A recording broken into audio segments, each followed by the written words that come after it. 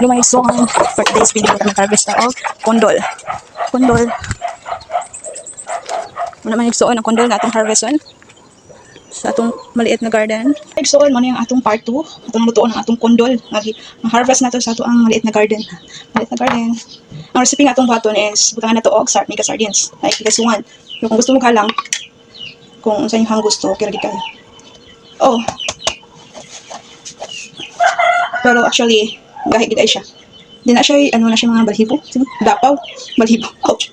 Sakit ko siya. Siya dapaw lagi, di balhibo. This is my first time na makaluto og ngani. Pero familiar siya og opo. Yan. Look. Yan, chacharan. Rubaga siya kunod. Okay, let's do this. Ano yung unod, everyone? So, bagagid siya. Yan, kanira itong gulayon. Kaya dako magod kayo siya. Okay. Na siya, ano, dapaw. Sakit kayo manusok. Ito mga finished product na igsuan.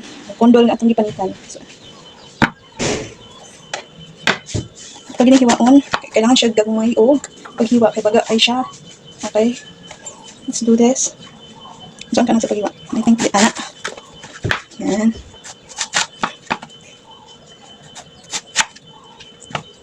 Ikaw ang dahilan kung natuulan man kinapuhin wala katapusan. Ano kini natay tanong sa tigagmay lang. Nice siya kung natin mga tigagmay tanom. Magkakuha na din siya sa imong adlo-adlaw mo ikinahanglan.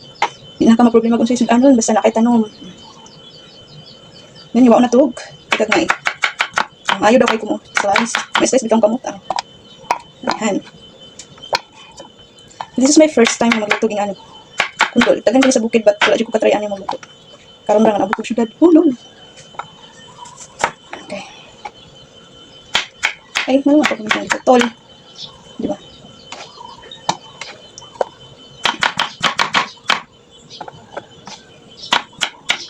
Yan. Inya pa rin mag-slice. Inya pa rin mag-slice everyone. No. Tatapusin.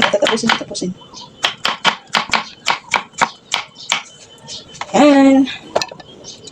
Yan ang pagluto ni maigsuon kay dili ninyo laton para crispy gyapon siya.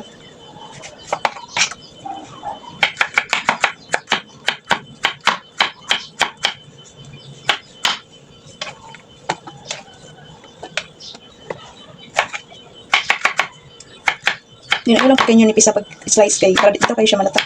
Di rin siya malata. Okay. Pero naala na kung ganahan mo og lata-lata or crispy. Nalang na sa inyong gustuan. Kung gusto niyo mag-crispy, so ayaw lang kayo nipisa.